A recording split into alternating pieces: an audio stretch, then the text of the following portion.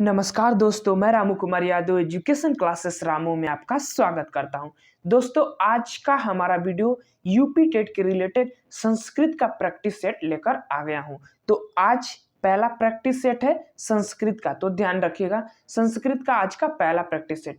इससे पहले हिंदी का भी प्रैक्टिस सेट और मनोविज्ञान का और जो ईवीएस का प्रैक्टिस सेट है, मैंने 30 प्रश्नों की श्रेणी मैंने आपको करा दिया हूं और 250 प्रश्नों की श्रृंखला में ईवीएस में आपको करा रहा हूं। तो उस वीडियो को भी देखिएगा और ये प्रैक्टिस सेट जो 30 प्रश्न है इस वीडियो में संस्कृत के रिलेटेड, इसको भी जरूर देखिएगा। तो अगर आप प्राइमरी सुपर टेट की तैयारी करते हैं, टेट एग्जाम की तैयारी करते हैं, तो आप हमारे चैनल को जरूर सब्सक्राइब करें।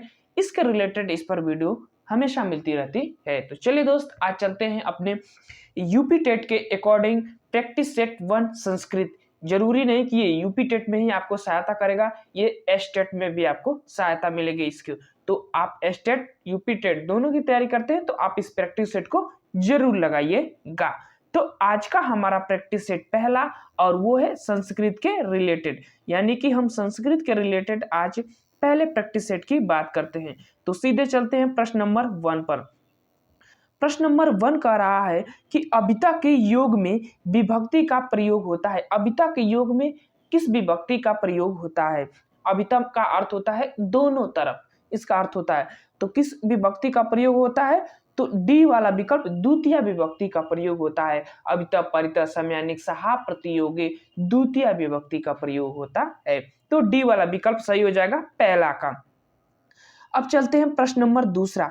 प्रश्न नंबर दूसरा कह रहा है कि काव्य प्रकाश पुस्तक के रचयिता कौन है? तो काव्य प्रकाश पुस्तक के रचयिता कौन है? तो आचार्य मम्मट है। काफी प्रसिद्ध इनका ये पुस्तक है, पूछा जाता है प्रश्न, ध्यान में रखिएगा। बी वाला विकल्प सही हो जाएगा दूसरा का। अब चलते हैं प्रश्न नंबर तीसरे। प्रश्न नंबर तीसरा, इसमें काफी इंपोर्टेंट प्रश्न मैंने रखा हूं जो कि एग्जाम की दृष्टि से महत्वपूर्ण है, तो ध्यान रखिएगा, जरूर इस प्रैक्टिस सेट को आप लगाइएगा।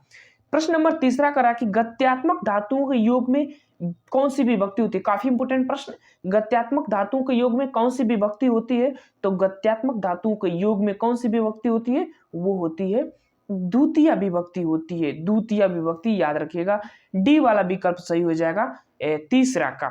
आगे चलते हैं अगले प्रश्न पर।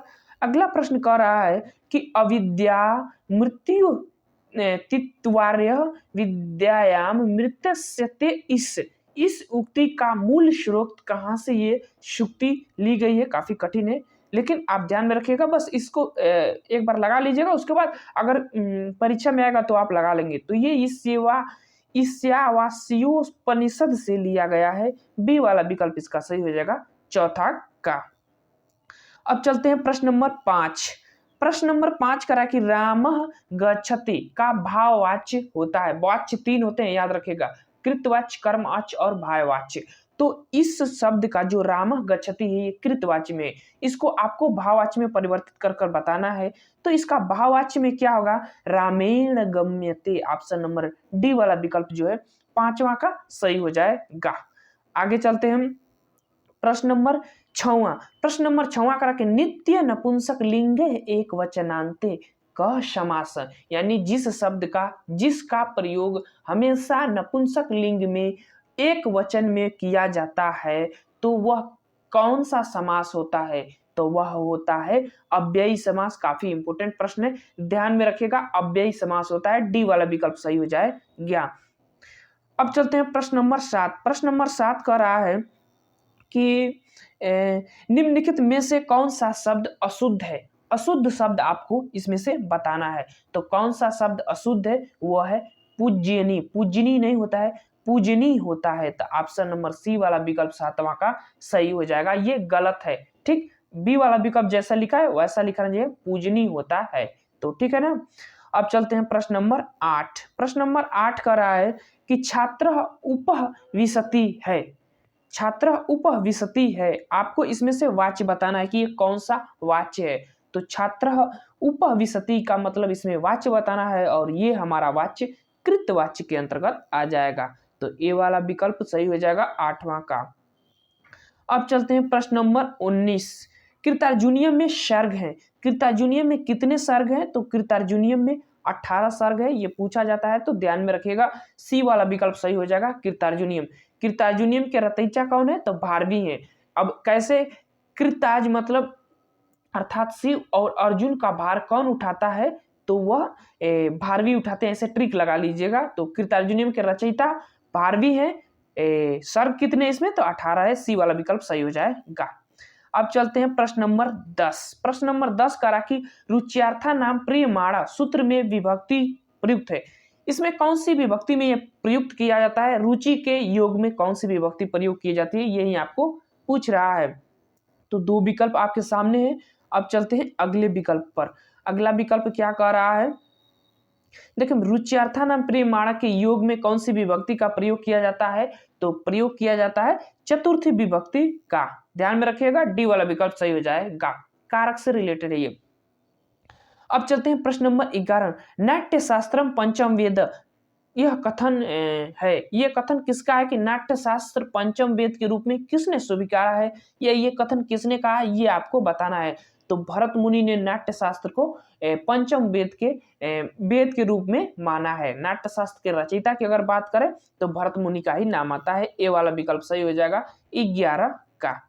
अब चलते हैं प्रश्न नंबर 12। प्रश्न नंबर 12 का रहा है कि हित मनोहारी च दुर्लभम वच, सूक्त किस ग्रंथ की है? तो ये सूक्ति किस ग्रंथ की है आपको बताना है। तो ये जो सूक्ति है काफी फेमस सूक्ति है, कृतार्जुनियम। कृतार्जुनियम के रचयिता कौन है? भारवी है। तो सी वाला विकल्प इसका सही हो जाएगा 12 का।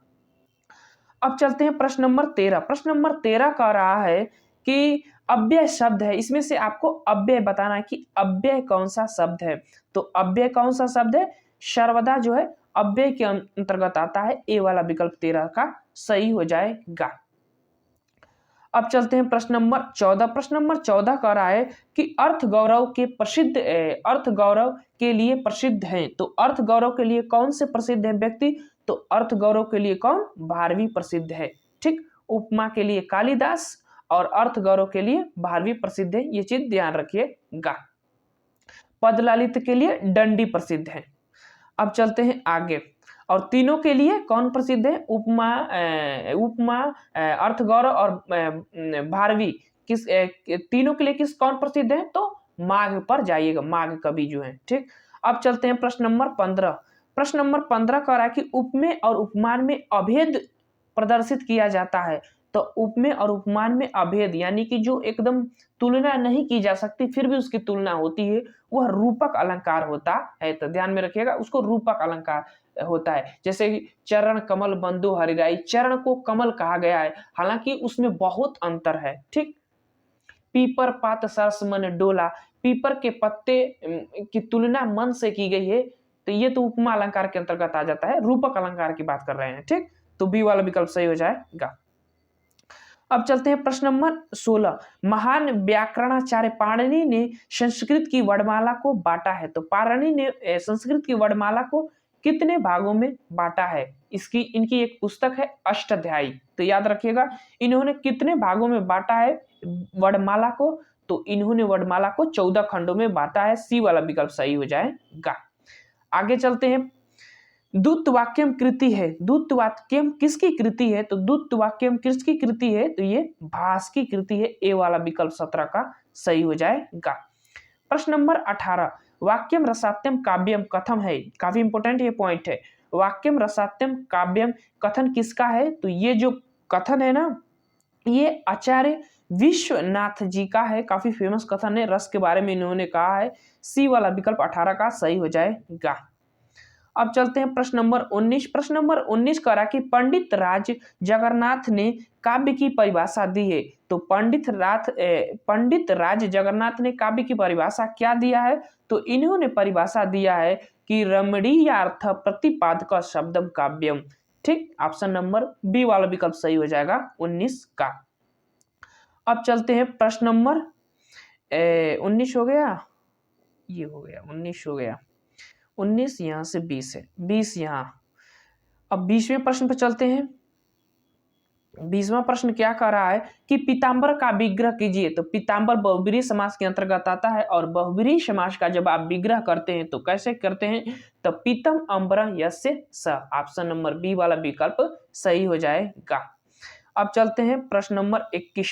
प्रश्न नंबर 21 कह रहा है कि भवभूति का संबंध है, भवभूति का संबंध किससे है ये आपको बताना है। तो भवभूति का संबंध जो है किससे है, वह है उत्तर रामचरितम से। तो डी वाला विकल्प इसका सही हो जाएगा। भवभूति काफी इनकी फेमस ये रचना है उत्तर रामचरितम। उत्तरकांड का वर्णन किया गया है राम के बारे में। तो डी वाला विकल्प इसका सही हो जाएगा। प्रश्न नंबर 22। प्रश्न नंबर 22 करा कि राजपुत्र में समास है। तो राजपुत्र का संधि विच्छेद होता है राजा का पुत्र, समास विग्रह राजा का पुत्र, तो तत्पुरुष समास के अंतर्गत आता है। ए वाला विकल्प सही हो जाएगा 22 का। अब चलते हैं प्रश्न नंबर 23। प्रश्न नंबर 23 करा कि उमेश शब्द में किस सूत्र के अनुसार संधि की गई है, ये आपको बताना है। उमेश शब्द में, तो उमेश शब्द में जो है आद गुण से आदेन गुण गुण संधि के अंतर्गत यह आएगा। 23 का बी वाला विकल्प सही हो जाएगा। गुण संधि का जो सूत्र होता है वो आद गुण होता है और इको यणची यण संधि का सूत्र होता है। तोरली संधि का तोरली और खर्ची खर्ची संधि का, ठीक, रूरी संधि का खर्ची। अब चलते हैं प्रश्न नंबर 24। प्रश्न नंबर 24 कह रहा है कि पंचविंशति शब्द का हिंदी अर्थ होगा। पंचविंशति शब्द का हिंदी अर्थ क्या होगा, तो पंचविंशति शब्द का जो हिंदी अर्थ होता है 5 और 20 मिलाकर 25। तो बी वाला विकल्प इसका सही हो जाएगा। अब आगे चलते हैं प्रश्न नंबर 25 और 25 प्रश्न कह रहा है कि भोक्तुम में प्रकृति एवं प्रत्यय है। तो प्रकृति का मतलब कि जो धातु है, शब्द है, और जो प्रत्यय जुड़ा है वो आपको छांट कर बताना है। तो भोक्तुम में कौन सा प्रत्यय होगा, तो भोक्तुम में कौन सा प्रत्यय होगा, तो होगा तुमुन प्रत्यय। और किस धातु में, तो भुज धातु में। तो ऑप्शन नंबर ए वाला विकल्प सही हो जाएगा। अब चलते हैं प्रश्न नंबर 26। प्रश्न नंबर 26 क्या कह रहा है कि हितोपदेश में संधि है। तो हितोपदेश में कौन सी संधि होगी, तो हितो उपदेश की अगर हम संधि की बात करें तो वो गुण संधि के अंतर्गत आ जाता है। बी वाला विकल्प इसका सही हो जाएगा। प्रश्न नंबर 27 पर चलते हैं। चंद्रशेखर में समास है। तो चंद्रशेखर में कौन सा समास है, तो वह है बहुब्रीहि समास। सी वाला विकल्प 27 का सही हो जाएगा। अब चलते हैं प्रश्न नंबर 28। प्रश्न नंबर 28 कह रहा कि छंदानुगत शिक्षण प्रणाली है। छंदानुगत शिक्षण प्रणाली कैसी प्रणाली है, तो यह प्रणाली पद्य के अंतर्गत आती है। तो बी वाला विकल्प सही हो जाएगा 28 का। अब चलते हैं प्रश्न नंबर 29 और 29 प्रश्न कह रहा है कि निम्नलिखित में से कौन द्विकर्मक धातु नहीं है। द्विकर्मक धातु नहीं है, आपको ये बताना है इसमें से। तो द्विकर्मक धातु कौन सी नहीं है, मन जो है द्विकर्मक धातु नहीं है। सी वाला विकल्प सही हो जाएगा 29 का। अब चलते हैं प्रश्न नंबर 30 और प्रश्न नंबर 30 कह रहा है कि गलत शब्द का चयन कीजिए। गलत शब्द का आपको इसमें से चयन करना है और गलत शब्द इसमें से कौन सा है आपको बताना है। तो यह है उभय लिंग जो है गलत शब्द है और बाकी तीनों सही शब्द है पुल्लिंग के लिंग के भेद के आधार पर। तो ये थे हमारे संस्कृत का प्रैक्टिस सेट 1, जिसमें 30 क्वेश्चन, काफी इंपोर्टेंट क्वेश्चन हमने आपको कराया यूपी टेट के रिलेटेड। ठीक, तो अगर वीडियो पसंद आ रहा होगा तो चैनल को लाइक कीजिएगा, शेयर कीजिएगा, सब्सक्राइब कीजिएगा अपने दोस्तों के पास।